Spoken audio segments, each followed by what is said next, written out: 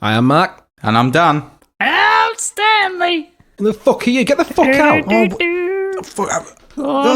You've ruined everything. Jeez, I'm trying to do a fucking intro, man. Fuck's sake. Jesus. So that ballcast. Every week.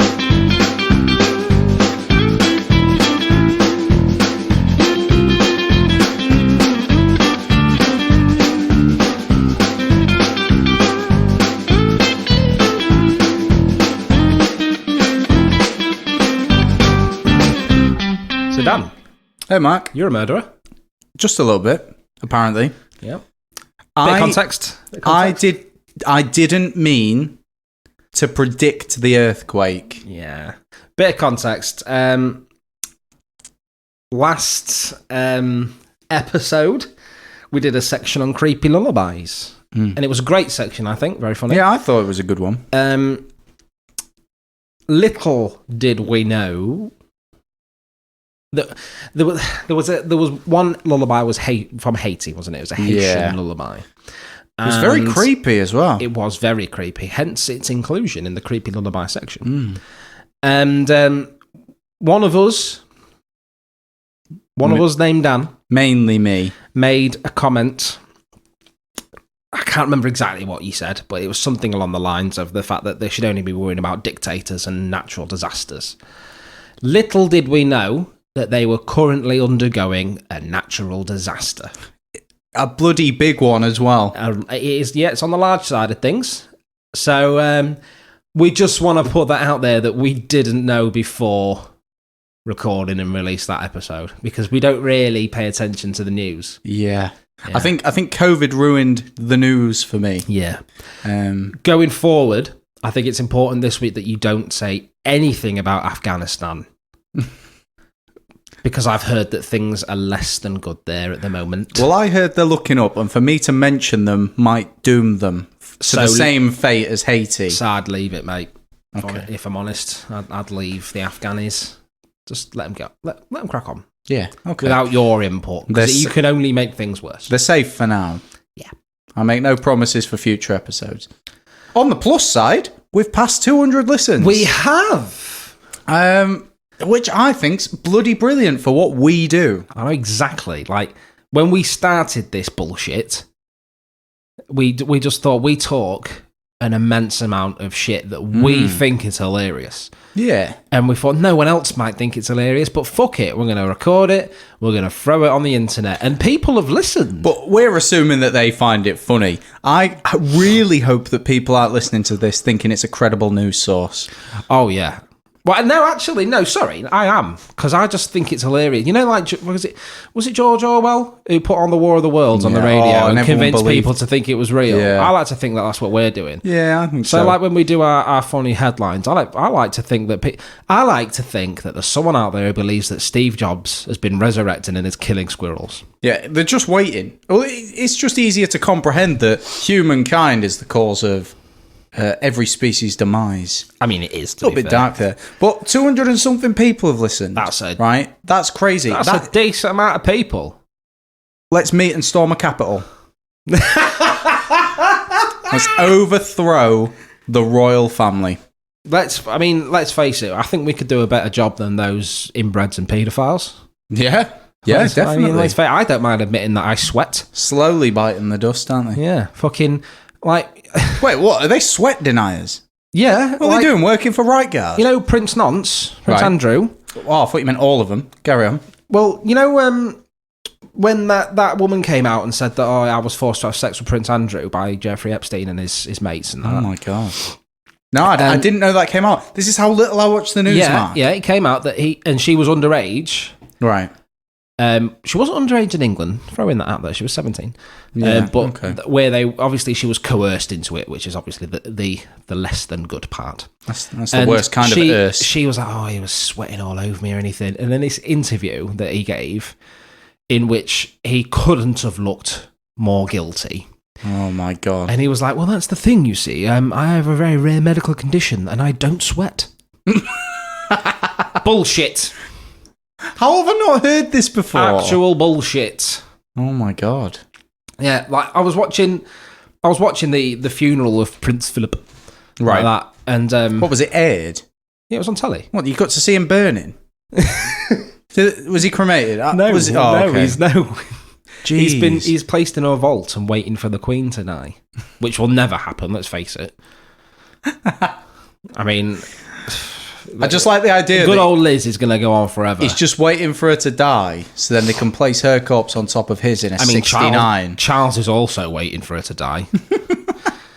But I was watching it, and the guy was like, "Oh, and here's Prince Philip now. He'll be making his way back to Windsor Castle." And I was like, "Yeah, I hope there's no fucking kids there." Jeez. No, you know what I mean? Well, Fucking hell. They keep plopping them out, don't they? The royal family. They keep having kids. Yeah, I'm surprised with how inbred they are that there's not a lot more fingers. Yeah, but they've got all the money to get them fixed in the womb with lasers and stuff.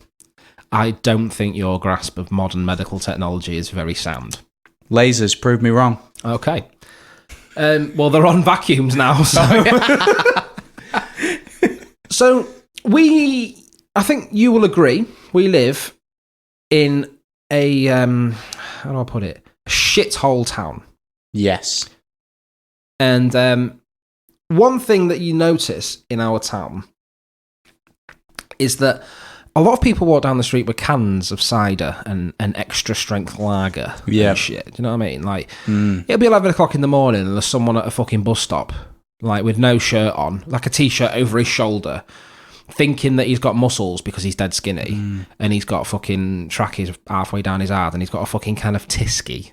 Do you know what do you know what I found as well is real depressing, real strong? So these people, they dabble in drinking. They're drinkers. They drink early. I think there's such thing as being a professional drinker, not an alcoholic, but it's the people that are there at the crack of dawn, stood at the bar at a Weatherspoons, with their pennies. You know, and they slide them to the barmaid and say, "I'll have a pint of whatever you can give me for that." Asking for their Fosters on their cornflakes instead of milk. They're there asking for the dregs to be siphoned into a cup. Well, what I want to know is, why is it that people only drink lager and cider in the street? I mean, you never see anyone walking down the street with a martini. Oh, yeah. Oh, you never see just like someone just going at it with a vodka bottle. Yeah. Well, I mean, you do kids and Russians. Russian kids. But like, you don't see anyone waltzing down the street with like a fucking an old fashioned, or a Sex on the Beach. Yeah. You know what I mean, or even one of them cans of Jack Daniels and Coke you get from Aldi. It'd be less threatening and somewhat less scummy to see them walking around with cocktails. Yeah. Or even just wine. Or just walking around with all the ingredients to make a cocktail. You know, like wearing trench coats that they open up and it's lined with different mixes. And instead of doing it in a shaker, they just put everything in their mouth and violently shake their head until it's mixed. But I was wondering, like... The withdrawals will do the shaking for them, won't it? I'd love to, like, drive past some skaghead on the street and he turns around and I'm expecting a can of Foster's and he's got, like, a fucking G&T. Do you know what I mean?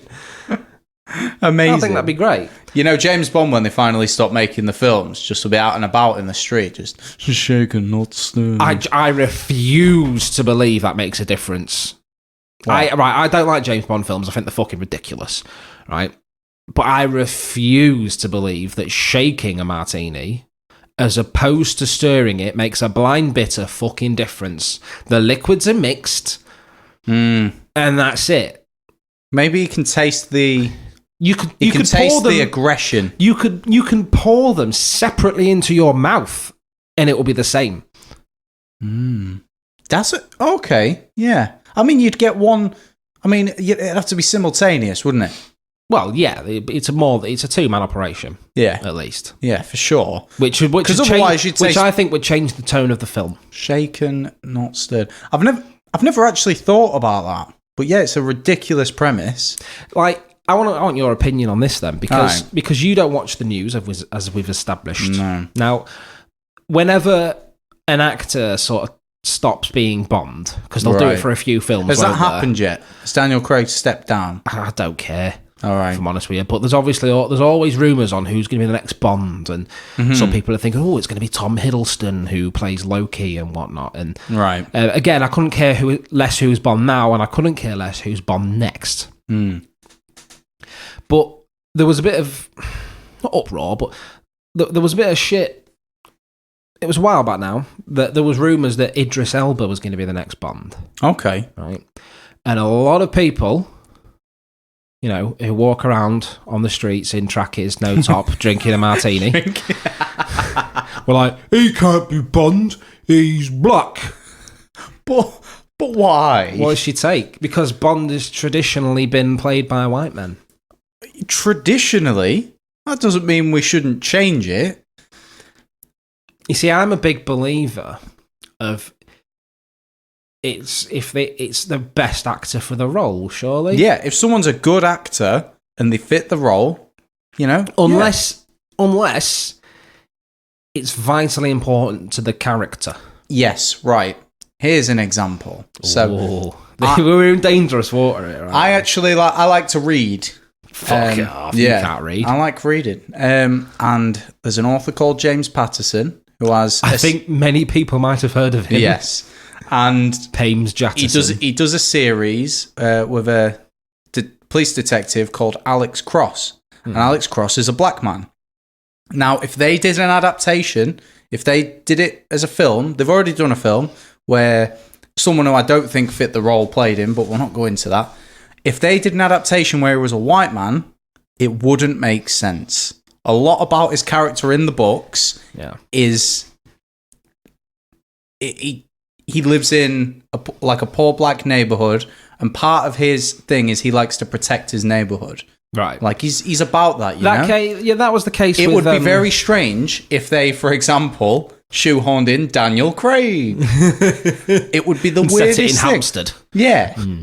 Well, there was that same kind of situation. There was a Netflix series called Luke Cage, which is based on a Marvel hero. Right. And he's a black guy who mostly operates in Harlem.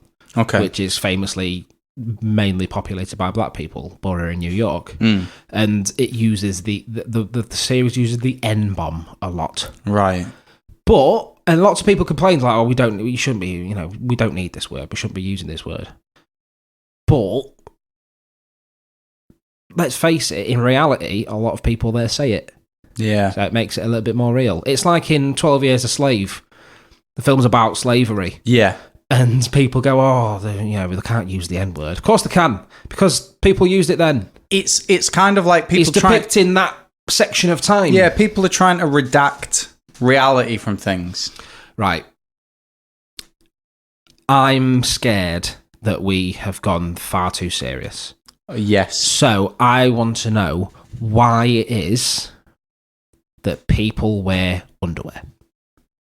I understand why you wear socks, because it stops your feet sweating, but why wear another layer just specifically and solely around that section of your body? What the fuck is going on? It's to stop the shame of finding a skid mark in your jeans. But you've still got the same shame by finding them in your boxers. Yeah, but jeans aren't just a one-time wear, Mark. You can wear them like a few times and then wash them. Underwear, once and done. Maybe in your house. Jesus Christ, mate. I've got a family to support. Do you know how much money I save by wearing boxers for a month? Oh boy, we got that 200 listens podcast money. I remember the sponsor, Bread.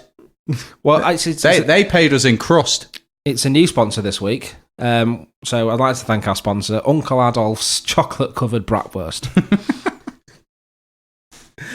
Oh, fucking hell. So, I got a haircut. Yeah. The other week. Okay. And beard Looking trim. good. Yeah, beard trim and all that. I thought, I wanted to look less like a homeless person. So, I look more in place when I drink my martinis in the street. Now you look like a fancy homeless person. Thank you. And I was thinking, aren't fucking hairdressers weird as fuck places? They're bizarre, aren't they? Because you go in, the hairdressers nod at you. Don't say hello or anything. Go, right. Then you sit down and wait in this fucking room that's garishly decorated, and it's always got wallpaper made to look like bricks. and then it's got pictures of men who have had their hair cut, who have hair, but not cut by the people who work there. I think it's so you can avoid some of the conversation. You can go, hey, give me a number 5 on that one on the wall. They're not numbered though. Yeah, they're not, are they? And like,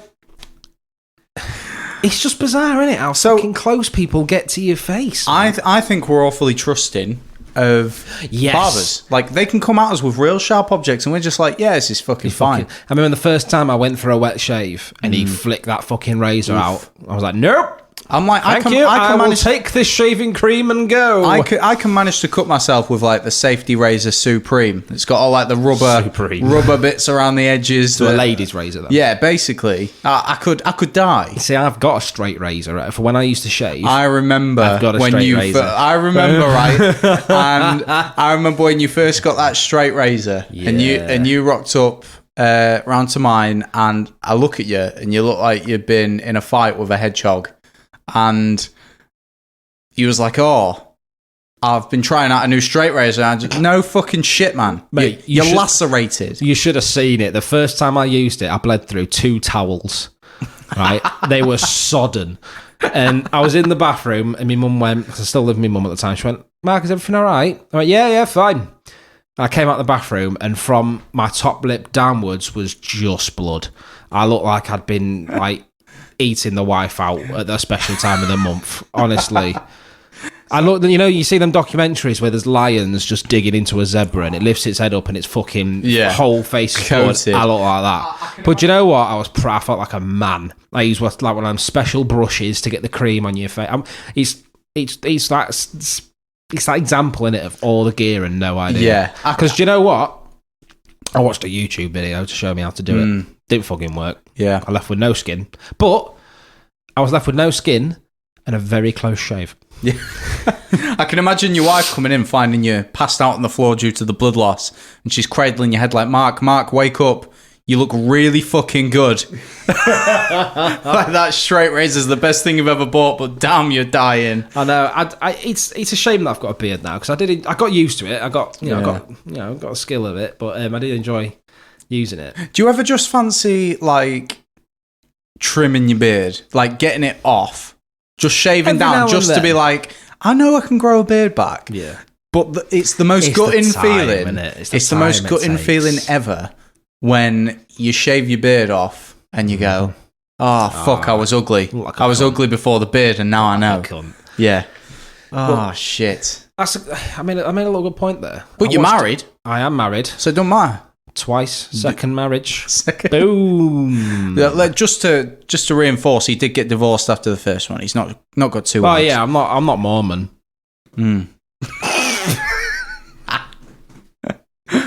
Bringing it back. So we've done last week's podcast, didn't we? We didn't do stupid shit Flaniel said. Oh, I've missed that little segment. Yeah, so to make up for it, I got 2 things. So, we watched Captain America the other day, the first one. Okay. And there's a scene in which Steve Rogers gets injected with all this bullshit and they make him into a super soldier, Captain America. I've seen that, yeah. And then he chases that German spy through the streets, doesn't he? And he's barefoot. So, what I believed that Flaniel was trying to say was, why isn't he got his shoes on? What he actually said was, why hasn't he got any feet when he's running?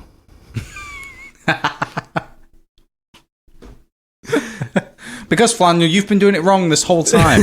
If you have feet when you run, you failed. I fucking love it. I love that kid, man. Like, I knew exactly what he meant. Yep. I knew exactly what he meant. Why hasn't he got any feet when he's running? I don't know, mate. I don't know what them fucking fleshy sacks are at the bottom of his legs, but clearly not feet. It took me a short moment when she said it, because I'm the kind of guy where that's something I would say now. Oh, yeah, absolutely. Yeah. You are a complete and utter idiot. Yes. The other thing he said, I've got 2 this week, make up for last week. Mm-hmm.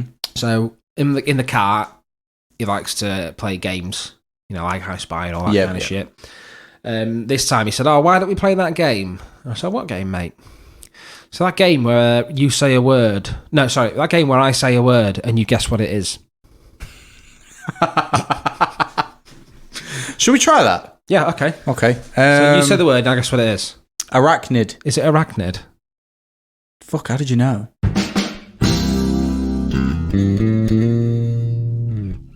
Good evening. My name's David, and this is David Battenberg's Shit Planet. This week, we take a look at the spectacular habitat that is Little. Home to a diverse selection of wildlife, ranging from everyday scum to the ashamed middle classes. Here we see a young woman in gym clothing foraging in the confectionery aisle. It is here that she will find off-brand sweets that will satisfy her craving at a fraction of the cost. The numerous shiny wrappers catch her eye, pulling her attention here and there. Will she choose the peanut-filled Snockers or the coconut-flavoured Ted Bounty bar? Finally, she selects her victim. Some of those weird orange-flavoured chocolate Pringles. In they go, into the basket, with her extra absorbent tampons.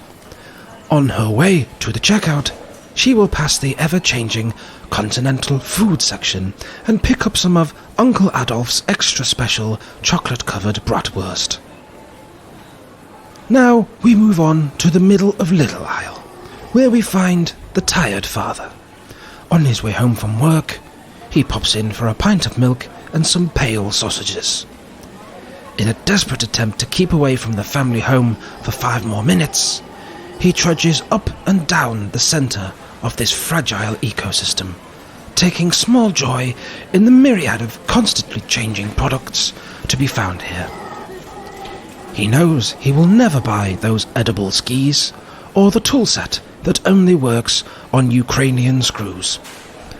Nor does he need the giant bag of bald eagle feed or that B.Tech certificate in hairdressing. But looking at them keeps the screaming children out of his ears for just a little while longer.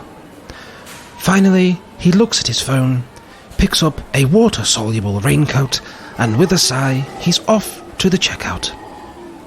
Lastly, we have the real lifeblood of Little. A true watering hole where we find young men with tiny handbags strapped to their concave chests, rotund women in their juicy tracksuits, and the elderly, still trying to remove the sting from their final years. The alcohol section. These hallowed shelves cater to every person's every possible whim. Here, the alcoholic wants for nothing, as they can buy extra strong Polish lager with mud floating in it, or dark English ales infused with the blood of people who support that football team you don't like. But it isn't all beer. Quite the contrary. There is an endless array of wines, ranging from those that taste like piss to those that taste like stale piss. For the more luxurious amongst the herd is the champagne and prosecco, which is actually regular white wine with dissolvable paracetamol in it. Finally, there are the spirits.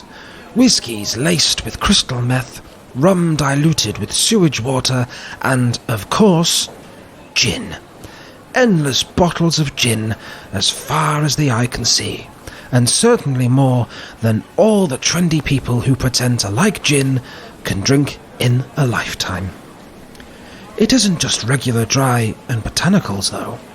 There is a highly exclusive and premium range of gin liqueurs to sample, with 16,000 flavours to choose from, including unicorn shavings, Tokyo pollution, rhubarb and ginger, and of course, communism, all costing an extremely reasonable £1.99 for enough to fill a bath. The underage amongst the herd need not worry, as it's less alcoholic than milk, and the cashiers can't spell ID anyway. That is all for this week's programme. Thank you for braving the hell that is Little with us, and remember, if you're going to visit in real life, make sure to take a gas mask. I'm David Battenberg. Good night. Mark, it's been a while since we delved into the Wikihow area of the internet. And Yes. I think I found a corker today. I've been looking around, and I've got one that I want to go over with you. Fucking throw it at me. So, you ever found that, you're getting noticed a bit too much in life and you just want to slip under the radar? As a fat man, yes. Put the fork down. No, this one... I eat with my fucking hands. Like the animal I am. Get back to your trough. Do you know how many plates I've smashed by fucking landing my face into them? Okay. Get back to the farm, pig boy. Oh, I've been rumbled. So, today we're going to look at how to be elusive. Sneaky. This one's quite a recent... It's been updated recently, this article. December 1st, 2020. Which, for an article like this, I don't know. This strikes me as something that would have been around in, 2005. How to be, elusive and edgy and cool. Yeah, but if it works, mate, then it's hard to find, isn't it? Yeah. Stop. Okay. Straight into it. Let's go. I want to be elusive. Teach me. The quality of being elusive can be elusive in and of itself. To remain outside the net of capture, perception, comprehension, or memory. Who the fuck is writing these things? That is the goal of the elusive individual. Depending on your covert aims, there are many ways for you to go about creating an elusive atmosphere about yourself. Studies agree, being considered elusive among your friends or co-workers can make you a more attractive, more elusively interesting person. That doesn't read right. Being considered elusive among your friends or co-workers. I didn't want to say it, but I thought you were having a stroke. Yeah. I can smell toast. Can you smell toast? I can smell the distinct smell of a stroke because I've shat myself. The way you said I've shat myself, Yeah. sort of implies that you sometimes shit other people. I was having this conversation with my girlfriend a little while ago. Yeah. What's her name? Do you know what? Protect her identity. What's her name? Smilly. So, do you know when someone says, "Oh, I shat the bed," or Yeah. or I pissed the bed? Yeah. So, say, okay, I shat my pants. What if you shit somewhere that's not either of those places, and you're like, "Oh, I shat the kitchen." What? So you just naked and you just shit? So you'd say, "I shat the." Can it just be anything that you have shat on? Shat the pineapple. Yeah, because you've shat on a pineapple. Or I've pissed the toilet. Does that work? No. No, and I felt really uncomfortable with it. But apparently, she was fighting the corner that it was entirely fine. And I was like, that's not how humans talk. I believe the answer to this riddle eludes me. Oh, we're staying topical, are we? Yeah, boy. All right, so method 1 of 2. Okay. So this is step 1 of method 1. Okay. Communicating elusively. What did you do last night? Oh, the usual. Right, so that's what's happening in this little cartoon that's been drawn. Right. There's your demonstration. I think they're confusing elusiveness with nonchalantness. Yeah, maybe. So try the less is more approach. Though it might go against your instincts, your elusiveness rating might get a boost if you are intentionally indirect, incomplete, or vague in your conversations. All right, okay, let's try it. Ask me a question. About what did I do last night? What are you up to on the weekend, Mark? Fuck off. When's your birthday? Fuck off. What's your wife's middle name? Fuck off. And he's gone. Where did he go? What? So, you don't have to withhold all the details from friends, classmates, and co-workers, but in a group setting, people often imagine that other members are like themselves. Use this to your advantage by allowing your conversation partner's imagination to fill in the details they already expect. Some example questions and responses. Okay, so here we go. Question. What did you do last night? A. Oh, the usual. You know me. I've always got something going on. That is a very murdery answer. This is the kind of thing where if you were part of a murder investigation, you would just go to jail because no one around you would know what happened. Exactly. You have no alibi. It's why I always, when someone says, what did you do over the weekend? I always respond with, not murder. I account for every minute of every day. You're like, here, check my notes. It's a minute by minute sheet. You was accounted for. Okay, here's another option. What are your plans for this weekend? Well, I was thinking about meeting up with some people downtown. Okay, hold on. And not murdering them. Yeah. That one is not that vague. You've given them a place. Yeah. Downtown. Oh, wait, that's literally all you've given them. Oh, Some people. ask me what I'm doing at the weekend.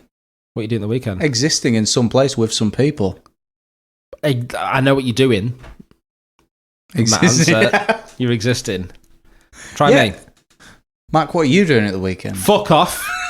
Where the fuck has he gone? I've been eluded once more. Okay, step 2. Learn the value of a rain check. The key to this strategy is to accept the invitation, but not the occasion. Wait, hold up. What? One sec. What? Tell your friend or acquaintance that you'll gladly take them up on the offer some other time, but that you already have plans for the date mentioned. Be careful not to deny offers too frequently, or you might end up appearing cold or distant. But the way that was originally said, like, accept the invitation and not the occasion, like... Yeah, occasion, all like, right. Do you want to come to this bar and have a drink with me? I'll go to the bar, but I'm not drinking. Yeah. Yeah, okay. Hey, do you want to come to my birthday party on the weekend? Oh, I'll come to the party, but I won't celebrate your birthday. You know? I'll come to the party, but I insist you don't have a birthday. Yeah, I'm sorry, I can't accept that occasion, actually. But then it goes on to say that basically, you know, like it's like saying, yeah, all right, I'll come to your birthday party, but can we do it a different day? So, I like this point. It can help if you have some emergency chores or errands in reserve. This can also be a kind of way of postponing plans with somebody, as it's less direct and cold than a simple no. And that's the exact reason I don't wash the pots. Because I may be elusive, but I'm not a fucking liar. If I tell them I have pots to do, they're sat there waiting in the sink. Yeah? You always got a picture of them. Yeah. That's my excuse going forward. I'm just elusive, I'm sorry. I don't understand why someone needs this. No. I mean, unless Why you just... is all this elusiveness necessary? And why is it bad to seem cold or distant, but to be elusive is cool? I know, isn't it? I elude these people, but I feel I'm warm and close. The point of this eludes me. The next step, when you're having sex, look off into the middle distance. No, it doesn't say that. Elusive. Okay. There is a sex technique called ghosting, you know. Are you in there? No. Basically, I think it's for like if you're having casual sex. Right. And the lady insists that you put a condom on. Right. And then you go, sure, babe, whatever. And you put said condom on, ram your dick in, give it a couple of pumps, whip your dick out, whip the condom off quick, and then put the dick back in. Oh. So she still thinks you've got it on, but you get the added benefit of condomless sex. You see, I've heard of a similar one. It's called ghost ridering. So you're about to get down to it, and she goes, hey, have you got a condom? And you're like, sure thing. And then you put the condom on Nick Cage's dick, and then you let him fuck your girlfriend. Ghost ridering. Do you know what? Spread the word. I've always wondered why he's there. Yeah. when I'm having sex. He's always waiting. There. Just always there with his dick in his hand, just in case. You know, I'm upset when he's not there. But I'm also happy at the same time because I know that you're probably having sex and he thinks there's more opportunity. I think if you look deep in your heart, you'll find he's always there. Oh, Nick Cage. So, back to the task at hand. He's the opposite of elusive. Yeah, he's always there. He's a good friend. When you're certain you don't want to be available and instead want to showcase your elusiveness, planned responses can be useful. Here's some examples. I'd love to join you, but I have plans already. How about next time? I hate how busy I've been lately. I keep missing your parties. Next weekend, I'm free if you are. You have no idea how much I'd rather be hanging with you, but sometimes things come up and I have to take care of it. You see, the parties one, I'm free next weekend if you are, that could come back on you if they go, oh yeah, I am actually. Yeah. All of a sudden, there you are. You're at a party with them. Refusing to celebrate their Auntie Sandra's birthday. And when you say planned responses, that makes me think of like insert name here. Oh, hello, blank. I'm afraid I can't come to your mother's funeral as blank. Just let them insert their own reasons. Yeah, I can't come to your mother's funeral because I have another funeral to attend. And I'm sure if you think about it, you'll understand. My dad has died again. Okay, step 3. Divide your attention. You might be thinking of dividing your attention between different people at a party, and that is a very effective strategy for amplifying your elusiveness. However, you can also use body language to indicate that there might be more on your mind than your current conversation. Here's how. Look slightly upwards without completely breaking line of sight with your conversation partner to indicate distraction. So, Mark's just tried that with me, and it's exceptionally awkward. It hurts my eyeball.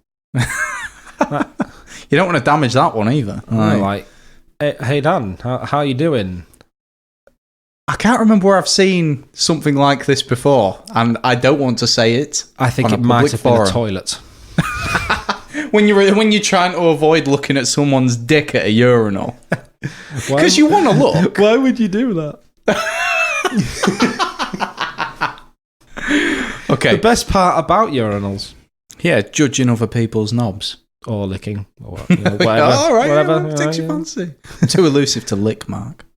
Or you're so elusive that you lick it and they don't realise. Oh. Repeated actions, like tapping your toes or casually checking your watch, also serve as signs that you might have other factors to contend with. Try to use subtle gestures so that you don't end up upsetting anyone. So try that with me, Mark. How do you formally check your watch? What? It says casually check your watch. How do you formally check it? I don't know. You stand there and go, hold on a moment, I must check my watch. And then just stare at your watch for a little while. I hear the alarm on my phone. It means it's time to check my watch. This is a formal meeting at every 3 p.m. So what have I got? Right, so I've got to try and do something to indicate that I'm slightly distracted if you're talking to me. Okay, so we'll try it. Is that what I've got to do? Why not? Right, okay. So, Mark, actually, I've got a birthday party at the and fucking yeah, this shit again. Okay, yeah, I think that works. Rain check. I'll come to your birthday party if you have it on my birthday.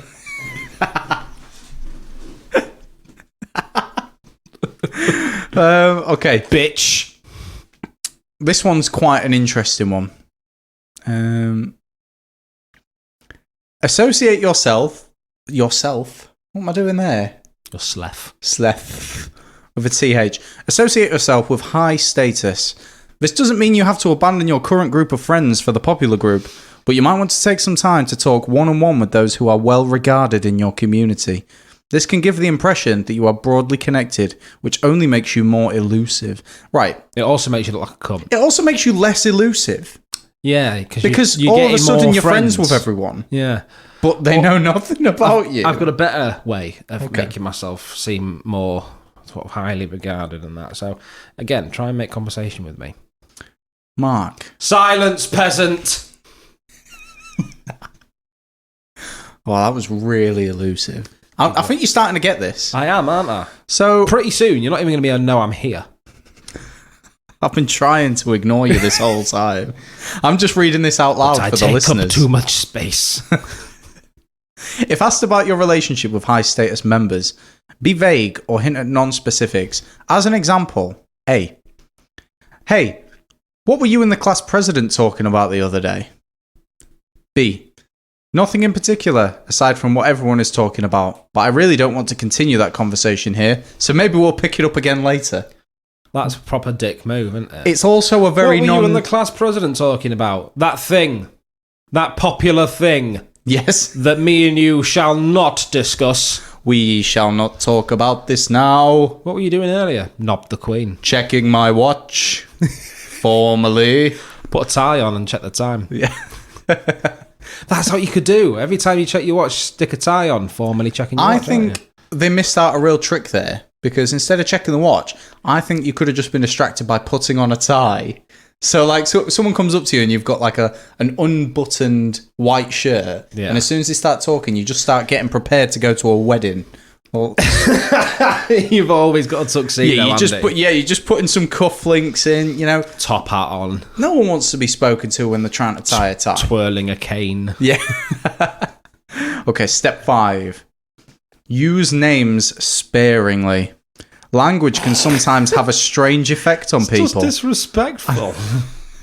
Language can sometimes have a strange effect on people, like making them unwilling to tear paper upon which the names of family members have been written. No. What the fuck? No humans do that.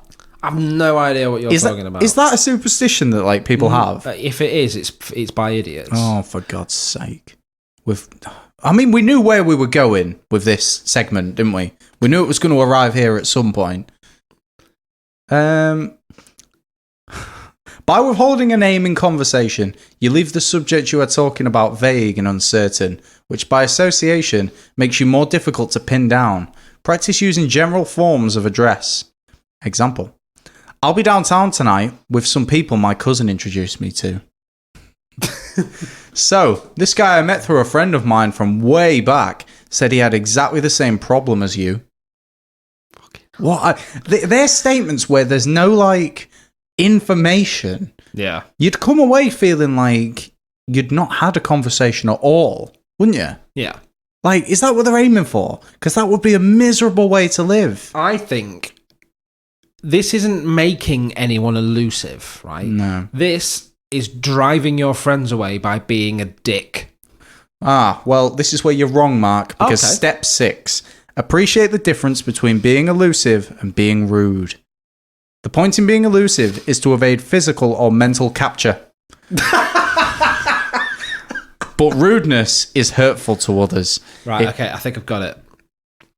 Try me. Come at me with a question. Oh, how's the family doing, Mark? Fuck off, please. Hi, y'all. I'm Stanley, and this is the friggin' Stanley Show. Oi, we fucking warned you. You're not doing a bloody shit. podcast. Break his fucking legs, Dan. You told you, Stanley. We've had enough.